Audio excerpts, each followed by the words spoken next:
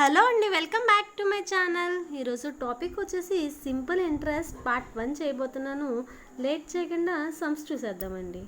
చూడండి, క్వశ్చన్లో ఏమి ఇచ్చాడంటే a sum was put at simple interest at a certain rate for 5 years. అంటే కొంచెం మనీని తీసుకొచ్చంటండి సింపుల్ ఇంట్రెస్ట్లో ప్లేస్ చేశారంట. ఎంత ఇంట్రెస్ట్కి తెలియదు, కానీ 5 yearsకి ఇన్వెస్ట్ చేశాడని మాత్రం అక్కడ మెన్షన్ చేసి ఉన్నాడు. Had it been put at 5% higher rate, అంటే రేట్ ఆఫ్ ఇంట్రెస్ట్ కనుక ఒక 5% ఎక్కువ అయితే it would have been fetched 500 more. అంటే రేట్ ఆఫ్ ఇంట్రెస్ట్ ఒక 5% పెరిగితే మనీ రూపంలోనంట ఒక 500 అంటే 500 ఎక్కువ వచ్చేదంట. సమ్ కనుక్కోమని అన్నారండి. చూద్దామండి, అసలు ఫార్ములా లేకుండా ఈ సమ్ ఎలా చేయాలని చెప్తాను. చూడండి, అసలు రేట్ ఆఫ్ ఇంట్రెస్ట్ ఎంత ఉన్నది అంటే మనకి తెలియదు, కానీ ఒక 5% పెరగడం వల్ల మనీ రూపంలో ఒక 500 అంట ఎక్కువ వచ్చేదంట. అవునండి, ఈ 5% కూడా ఎన్ని ఇయర్స్కి అండి? ఎన్ని ఇయర్స్కి? 1 yearకి కాదు, 5 yearsకి. అక్కడ మెన్షన్ చేశాడు చూడండి, మెన్షన్ చేశాడు కదండి 5 years అని. అంటే ఒక 5% పెరిగితే, ఒక 5% పెరగడం వల్ల ఎన్ని ఇయర్స్కి? 5 yearsకి. 5 yearsకి ఎంత డబ్బు వచ్చేదంటండి? ఎక్స్ట్రా ఎంత మనీ వచ్చేది? ఎక్స్ట్రా ఒక 500 అనేది ఎక్స్ట్రా వచ్చేదంట. సో 5 into 5 ఎంతండి? సో 25%. 25% 500 అయితే నాకు కావాల్సింది ఎంతండి? 100%. ఎప్పుడు అన్నానండి, సమ్ అన్నా ప్రిన్సిపల్ అన్నా క్యాలిక్యులేట్ చేయమంటే 100% క్యాలిక్యులేట్ చేయాలి. ఎప్పుడన్నానండి, సమ్ కానీ ప్రిన్సిపల్ కానీ క్యాలిక్యులేట్ చేయమంటే 100% క్యాలిక్యులేట్ చేయాలి. చూడండి, 25ని 4తో మల్టిప్లై చేస్తే 100 వస్తుంది. అలాగే 500 into 4 చేస్తే ఎంత వస్తుందండి? 5 4s 20. ఇంకా 2 0 బ్యాలెన్స్ ఉన్నాయి. 2 0 బ్యాలెన్స్ వేసాను. ఎంత వచ్చిందండి? 2000 వచ్చింది. అంటే సమ్ ఎంతండి? 2000 అనమాట. సమ్ 2000 అనమాట. నెక్స్ట్ సమ్ చూసేద్దామండి. A certain sum of money amounts to 625.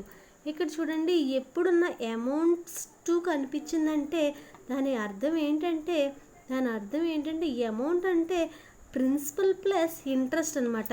అంటే ఇక్కడ కనిపిస్తున్న 625లోని ప్రిన్సిపల్ ఉంది, అలాగే ఇంట్రెస్ట్ కూడా కలిపి ఉన్నదన్నమాట. ఈ 625లో ప్రిన్సిపల్ ఇంట్రెస్ట్ కలిపి ఉన్నది. చూడండి, మళ్ళీ క్వశ్చన్ చదువుదాము. A certain sum of money amounts to 625 in 4 years. అంటే ఒక సర్టెన్ సమ్ అంటే కొంత డబ్బునే అనేది అప్పు తెచ్చుకున్న మనీకి ఇంట్రెస్ట్ యాడ్ అవగా 625 అయ్యింది. చూడండి, 4 yearsకి గాను అంటున్నాడు. అంటే ఇక్కడ ప్రిన్సిపల్ అనేది అలానే ఉంటుంది. ఈ ఇంట్రెస్ట్ ఎన్ని ఇయర్స్కి అండి? ఈ ఇంట్రెస్ట్ అనేది 4 yearsకి అనమాట. ఇక్కడ ఉన్న ఇంట్రెస్ట్ 4 yearsకి అనమాట. చూడండి, and to 680 in 5 years. Find the sum.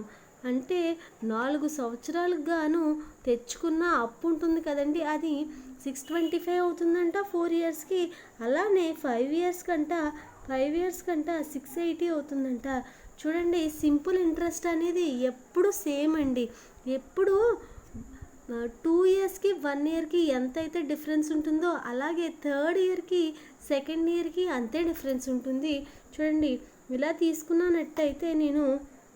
తీసుకున్నట్టయితే first year, second year, 3rd year, 4th yearకి తీసుకున్నట్టయితే డిఫరెన్స్ ఫస్ట్ ఇయర్కి 2nd yearకి ఎంత అయితే డిఫరెన్స్ ఉంటుందో అలాగే 2nd yearకి 3rd yearకి అంతే ఉంటుంది. అలాగే 3rd yearకి 4th yearకి కూడా డిఫరెన్స్ అనేది అంతే ఉంటుంది. చూడండి, నేను 680లోంచి 625 తీస్తే నాకు సింపుల్ ఇంట్రెస్ట్ ఫర్ 1 year వస్తుందన్నమాట. సింపుల్ ఇంట్రెస్ట్ ఫర్ 1 year వస్తుంది. సో 680లోంచి 625 తీస్తే 5. సో 55 అనేది ఇంట్రెస్ట్ వచ్చింది. ఎన్ని సంవత్సరాలకు గాను అండి? 1 yearకి. ఇక్కడ 4 yearsకి క్యాలిక్యులేట్ చేయమంటున్నాడు కాబట్టి నేనేం చేశానంటే 55 into 4 చేయాలి. ఎంత అవుతుందండి? 220 అవుతుంది. చూడండి ఈజీగా చేసేయండి. 5 4s are 200, 5 4s are 20. So 200 + 20 220 నేను ఈజీగా వేసేసాను. చూడండి ఇక్కడ 625 అనేది ఏంటండి, ప్రిన్సిపల్ ప్లస్ ఇంట్రెస్ట్ కదా. ఇంట్రెస్ట్ ఎంత వచ్చిందండి, 220 వచ్చింది. కాబట్టి ఇంట్రెస్ట్ తీసేస్తే నాకు ఏమొస్తుంది, ఇంట్రెస్ట్ తీసేస్తే నాకు వచ్చేది సమ్ అండి 04. సో 405 అనేది ఏమవుతుంది, సమ్ అవుతుంది. 405 అనేది సమ్ అవుతుంది. ఓకేనండి. నెక్స్ట్ సమ్ చూద్దాము. The difference between the interest received from 2 different banks on 600 for 6 years is 72. Find the difference between their rates. ఏంటంటేనంటండి, ఒక 600 రూపీస్ని తీసుకుని 2 బ్యాంకుల్లో వేశారంట. 2 బ్యాంకుల్లో 6 ఇయర్స్కి గాను వేస్తేనంటండి, 6 ఇయర్స్ గాను వేస్తే ఆ 2 బ్యాంకులో వచ్చి డిఫరెన్స్ ఉంటుంది కదండి. 2 బ్యాంకులో వేస్తే వడ్డీ అనేది డిఫరెంట్గా ఉంటుంది.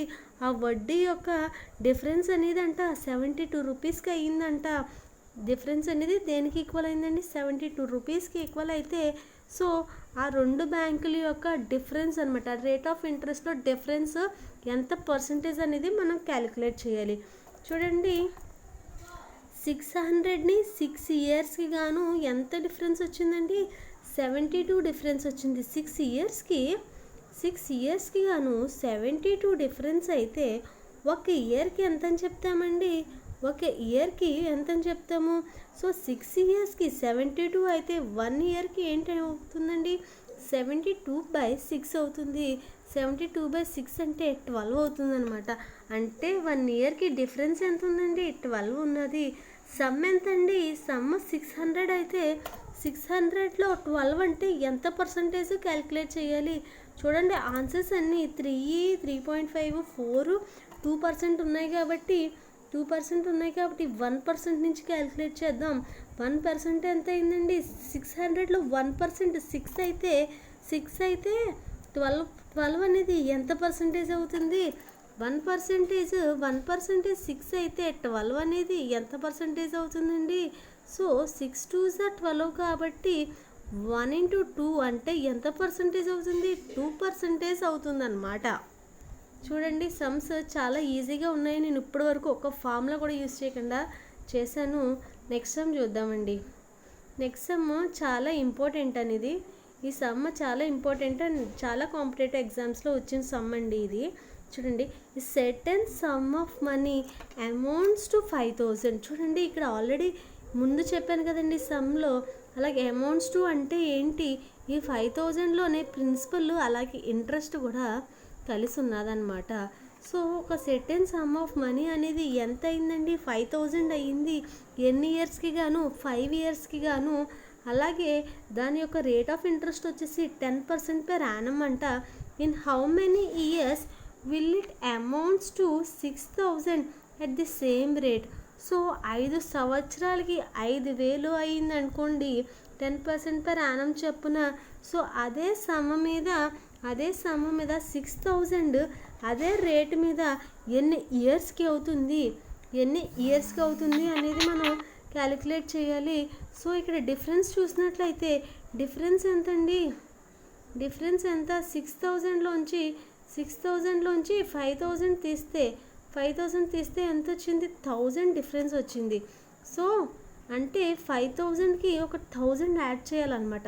5000కి ఒక 1000 యాడ్ చేయాలి. చూడండి 5000 ఎలా వచ్చింది, 5 ఇయర్స్కి గాను 10% రేట్ ఆఫ్ ఇంట్రెస్ట్ చొప్పున, ఒక్కొక్క ఇయర్కి 10% రేట్ ఆఫ్ ఇంట్రెస్ట్ చొప్పున 5 ఇయర్స్కి వచ్చిందండి.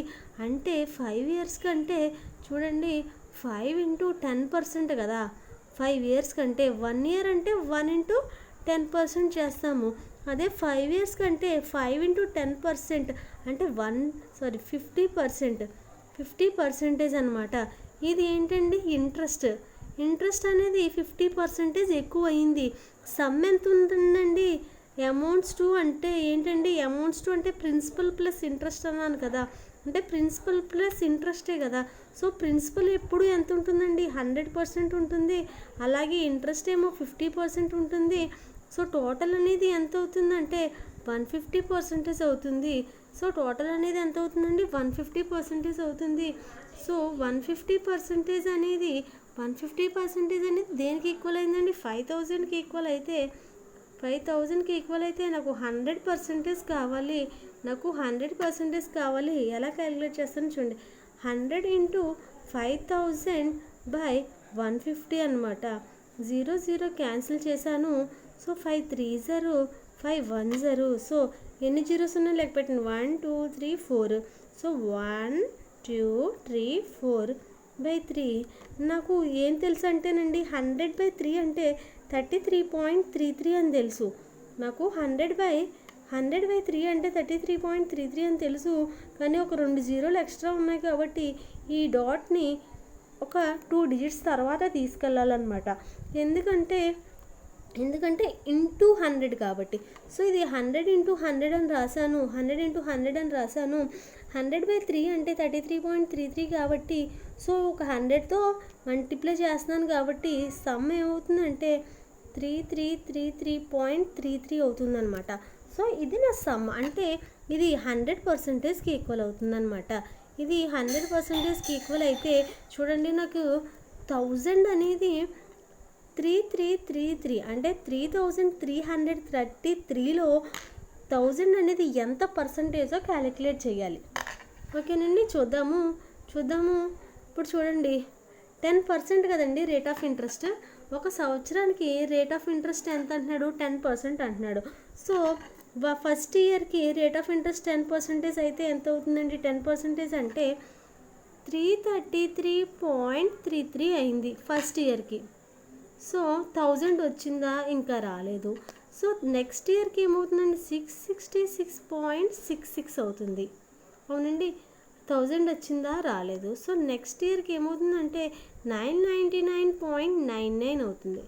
ఏమవుతుందండి? 999.99 అవుతుంది. అంటే నియర్గా ఇంకా 100 అనే కదా. 0.99 అంటే ఇంకేంటండి?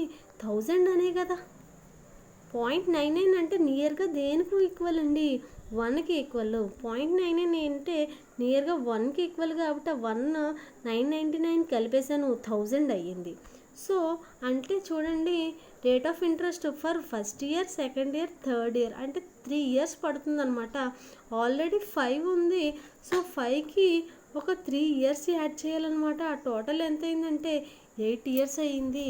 టోటల్ ఎంత అయిందంటేనండి 8 ఇయర్స్ అయ్యిందనమాట. టోటల్ ఎంత అయిందండి? టోటల్ ఫస్ట్ 5 ఇయర్స్ ఉండేది. 5 ఇయర్స్కి గాను మళ్ళీ ఇప్పుడు చేస్తే ఒక 3 ఇయర్స్ యాడ్ అయింది. సో టోటల్ 5 ఇయర్స్ అయిందనమాట. చూడండి, సమ్ మళ్ళీ చెప్తున్నాను చూడండి. 5000 అనేది 5 ఇయర్స్లో 10% per annum చప్పున ఒక సెర్టెన్ సమ్ మీద ఇంట్రెస్ట్ కలిపితే 5000 అయ్యిందంటండి. ఆ 5000 అలా 6000 అదే రేట్ ఆఫ్ ఇంట్రెస్ట్ మీద ఎన్ని ఇయర్స్కి అవుతుంది అన్నారు. చూడండి, 5 years plus 10% rate of interest అంటున్నారు కదా. అంటే 5 ఇంటూ 10% చేశాను. 5 ఇంటూ 10% చేస్తే ఎంత వచ్చిందండి? 50% వచ్చింది. ఇదేంటంటే ఇంట్రెస్ట్. సో ప్రిన్సిపల్ ఎప్పుడు 100% ఉంటుంది కాబట్టి అమౌంట్స్ టు అంటే ప్రిన్సిపల్ ప్లస్ ఇంట్రెస్ట్ కాబట్టి 150% అయింది. ఈ 150% దేనికి ఈక్వల్ అయిందండి? 5000కి ఈక్వల్ అయితే నేను 100% క్యాలిక్యులేట్ చేశాను. నాకు 100% ఎంత వచ్చిందంటే 3333.33 వచ్చింది. కానీ నాకు 5 ఇయర్స్కి ఏమో 5000 ఉంది. 5 ఇయర్స్కి ఏమో 5000 ఉంది. సో 6000 ఉంది. అది ఎన్ని ఇయర్స్కి అనేది క్యాలిక్యులేట్ చేయాలి. అప్పుడు నేనేం చేశానంటే 5000లోంచి 6000 తీసాను. సో 1000 వచ్చింది. అంటే 5000కి ఒక 1000 కలిపితే 6000 వస్తుంది. కాబట్టి ఏం చేశానంటే సమ్లో రేట్ ఆఫ్ ఇంట్రెస్ట్ క్యాలిక్యులేట్ చేశాను అనమాట. సో ఫస్ట్ ఇయర్కి 10% అయితే ఎంత పెరుగుతుందండి? ఇంట్రెస్ట్ వచ్చేసి 333.33 పెరుగుతుంది. సో అంటే ఇది 5000కి కలపాలి. సో అప్పుడు ఏమవుతుందండి? 5333.33 అవుతుంది. ఇది ఎప్పటికి అవుతుందండి? అసలు ఈ 5000 అనేది 5 ఇయర్స్కి అయితే 6 ఇయర్స్కి ఏమో ఎంత అవుతుందంట. సో 7th ఇయర్ ఏమవుతుందంటే మళ్ళీ ఒక 333.33 పెరుగుతుంది, ఎందుకంటే రేట్ ఆఫ్ ఇంట్రెస్ట్ 10 కాబట్టి. సో 5,666 అవుతుంది. ఇది 7th ఇయర్. సో మళ్ళీ ఇంకో 3% రేట్ ఆఫ్ ఇంట్రెస్ట్ పెరుగుతుంది. So 10% rate of interest next ఇయర్కి పెరుగుతుంది కాబట్టి సో 5,399.99 వచ్చింది. సో నియర్లీ ఈక్వల్ టు 6,000 కాబట్టి సో ఎన్ని ఇయర్స్కి వచ్చిందండి? 8 ఇయర్స్కి వచ్చింది. ఎన్ని ఇయర్స్కి వచ్చిందంటే 8 ఇయర్స్కి వచ్చిందనమాట. ఎన్ని ఇయర్స్కి వచ్చిందండి? 8 ఇయర్స్కి వచ్చింది. నెక్స్ట్ సమ్ చూద్దామండి. A sum of money becomes 2 times at the simple interest rate of 2% per annum. చూడండి, ఒక సమ్ అంట ఎంత అయిందంటేనంటండి 2 times at the simple 2 times అనమాట. 2 times at the simple interest rate of 2% per annum. చూడండి, some మనం అప్పు ఒక ఎక్స్ తెచ్చుకున్నాం అనుకోండి, అది 2x అవ్వాలంటే మనం తెచ్చుకున్న అప్పు డబల్ అవ్వాలంటే ఎలా అవుతుందండి? ఎప్పుడవుతుందంటే దాని ఇంట్రెస్ట్ కూడా సేమ్ అయినప్పుడు డబల్ అవుతుంది. చూడండి, సమ్ చూద్దాము. At what rate percentage will it become 5-fold అంటున్నాడు. అంటే 5x అవ్వాలంటండి. సో మనం ఎక్స్ అనేది అప్పు తెచ్చుకున్నాం, కానీ అది 5 రెట్లు అవ్వాలంటే ఏమవ్వాలి? ఇంట్రెస్ట్ అనేది 4 రెట్లు అవ్వాలన్నమాట. మనం తెచ్చుకున్న దానికి, అంటే మనం అప్పు తెచ్చుకున్న సమ్కి 4 రెట్లు ఇంట్రెస్ట్ యాడ్ అయితే అప్పుడు సమ్ అనేది 5 times అవుతుందన్నమాట. చూడండి, 2 times అంటున్నాడు కాబట్టి సమ్ ఎంత ఉంటుందో 2 times అంటే సమ్ ఎంత ఉంటుందో ఇంట్రెస్ట్ కూడా అంతే ఉంటుంది. సో సింపుల్ ఇంట్రెస్ట్ ఫార్ములా ఏంటండి? I = PTR/100 కదా.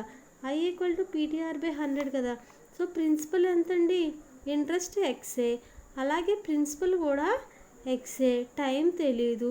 సో రేట్ ఆఫ్ ఇంట్రెస్ట్ ఎంతండి? 2% per annum అంటున్నాడు కాబట్టి 2/100 వేసాను. ఎక్స్ క్యాన్సిల్ అయిపోయింది. సో 250 అవుతుంది కాబట్టి నాకు టీ అనేది 50 ఇయర్స్ వచ్చింది. టీ అనేది ఎంత వచ్చిందండి? టీ అనేది ఒక 50% వచ్చింది. సో 50% వచ్చింది కాబట్టి ఇక్కడ నాకు చూద్దామండి, ఈ కేసులో చూసినట్లయితే I అంటే ఎంతండి? 4x. సో నేను ఎక్స్ అనేది సమ్ అయితే 4 రెట్లు వడ్డీ అయ్యింది ఇంటూ టీ అంటే ఎంత వచ్చిందండి? నాకు 50 వచ్చింది. So into rate of interest నాకు తెలియదు కాబట్టి R అనుకున్నాను. సో బై 100 వేసాను. చూడండి, 50 1 50 2 ఎక్స్ క్యాన్సిల్ అయితే 4 2 8 కాబట్టి R అనేది ఎంత అయిందండి? 8% అయ్యింది. R అనేది ఎంత అయిందండి? 8% అయ్యింది. చూడండి, సమ్లో 2 times అంటున్నాడు కాబట్టి అంటే నేను తెచ్చుకున్న దానికి డబల్ అయిందనమాట. నేను తెచ్చుకున్న డబల్ ఎప్పుడవుతుంది? నేను ఎంతైతే అప్పు తెచ్చుకున్నానో అంతే వడ్డీ అయినప్పుడు, అంతే ఇంట్రెస్ట్ అయినప్పుడు నేను తెచ్చుకున్న అమౌంట్ అనేది డబల్ అవుతుంది. అది మీరు గమనించాలి. అలాగే 5 అంటే 5 times అవుతుంది. నేను 1% తెచ్చుకున్నాను, దానికి 4 రెట్లు వడ్డీ పడడం వల్ల తీర్చుకున్నది ఎంత అయిందండి? 1% కాస్త 5% అయింది. అది మీరు కొంచెం అబ్జర్వ్ చేయండి. చూడండి, నెక్స్ట్ సమ్ చూద్దాము.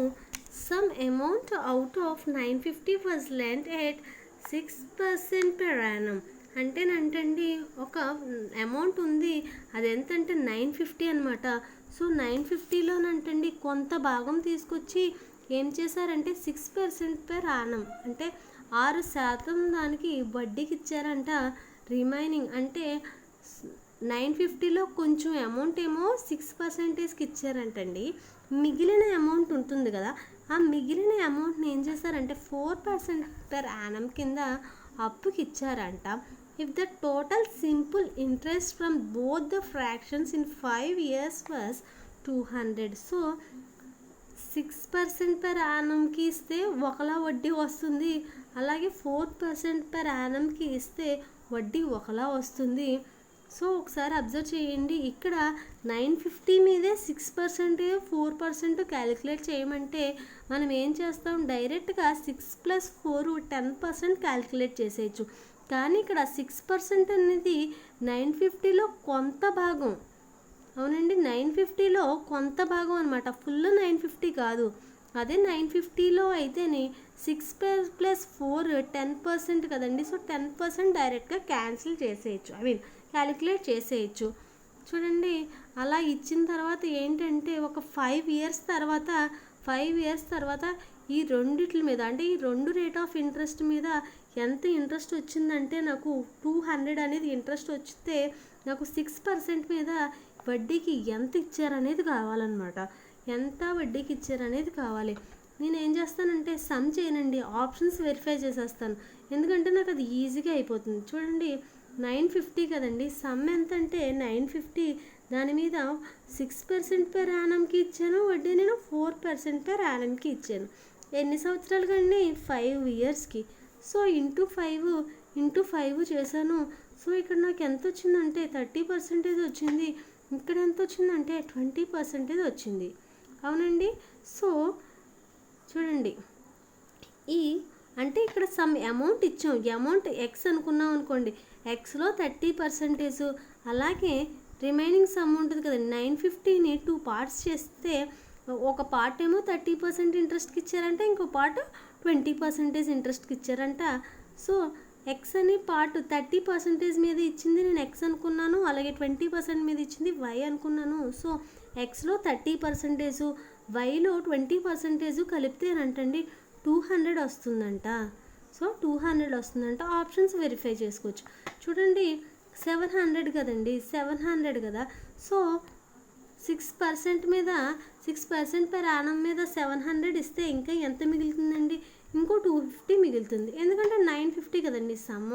చూడండి, ఇప్పుడు 700లో 30% ఎంత అవుతుందండి, 7 3s 21, అంటే 210 అవుతుంది. సో మనకు కావాల్సిందేమో 200, అక్కడ ఆప్షన్ ఇచ్చున్నదేమో 210. అంటే కాదు, ఎందుకు, ఇంకా ఈ 250 మీద 20% క్యాలిక్యులేట్ చేయకుండానే 200ని మించిపోయింది మన ఆన్సర్, అందుకని 700 కాదు. సో ఇప్పుడు 100 చూద్దామండి. ఇప్పుడు 100 చూసినట్లయితే 100లో 30% ఎంత, 30నే. అవునండి, 100లో 30% ఎంత, 30నే. సో ఇంకా ఎంత ఉంటుంది, 100 తీసేసినట్లయితే ఒక 850 ఉంటుంది కదండి. 100 ఇది 100, ఇంకా ఒక 850 ఉంది. ఈ 850లో నాకు 20% కావాలి, 850లో నాకు 20% కావాలి. సో 20% అంటే 85 2s 85 2s అంటే 170. సో ఈ రెండు కలిపితే 200 వచ్చేసింది కదా. సో 200 వచ్చేసింది, టాలీ అయిపోయింది కదా. సో ఇదే నా ఆన్సర్ అనమాట. చూడండి, చాలా ఈజీగా చేసేసాం మనం సమ్. అలా కాకుండా మనం ఎజ్యూమ్ చేసుకుని ఆ అమౌంట్ని 900 మైనస్ ఎక్స్ అని వేసుకుని అలా చేసుకుంటే చాలా టైం టేకింగ్ అవుతుంది. కానీ ఆప్షన్ వెరిఫై చేయడం వల్ల చాలా ఈజీగా మనం సమ్ అనేది పెట్టేసాము. నెక్స్ట్ సమ్ చూద్దామండి. The rate of interest for the first 2 years is 3% per annum. అంటే ఫస్ట్ 2 yearsకి అంట రేట్ ఆఫ్ ఇంట్రెస్ట్ ఎంతండి, 3% అంట. అలాగే నెక్స్ట్ 3 yearsకి, ఒక 3 yearsకి గాను 8% అంటండి. అలాగే and for the period beyond 5 years, అంటే 5 years కంటే ఎక్కువ ఉంటాయి, అంటే గ్రేటర్ దాన్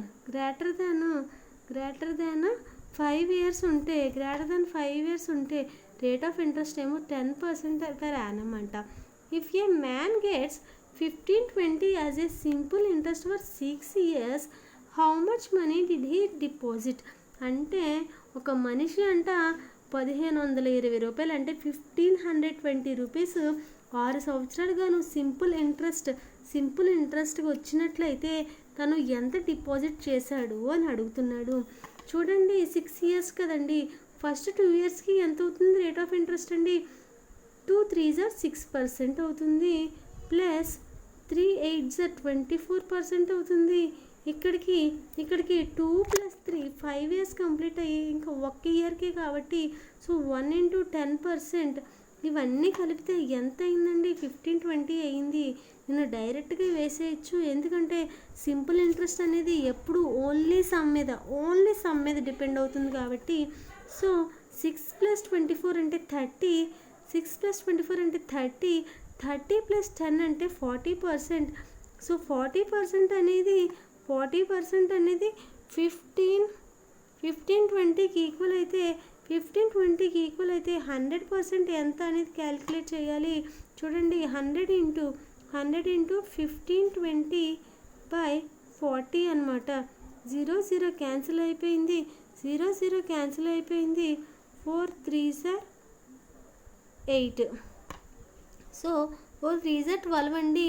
సో 332 ఉంది. సో 4 8s are 32 కాబట్టి 8 వేసాను. సో 3 8, ఇక్కడ 0 ఉందండి, అంటే 3800 అనమాట. సో 3800 అనమాట. సమ్ చూడడానికి కష్టం, కానీ చేస్తే చాలా ఈజీ అండి. సో చూసారు కదండి, సమ్స్ అన్ని ఎంత ఈజీగా చేసామో. కొంచెం ప్రాక్టీస్ ఉంటే మీరు కూడా ఇలా చాలా ఈజీగా చేసేయగలరు. నా టాపిక్ చూసి కొంచెం ప్రాక్టీస్ చేయండి, మీకు కూడా చాలా ఈజీగా వచ్చేస్తాయి. నా వీడియో కనుక మీకు నచ్చినట్లయితే లైక్ చేయండి, అలాగే నా ఛానల్కి సబ్స్క్రైబ్ అవ్వండి. Thank you for watching my videos.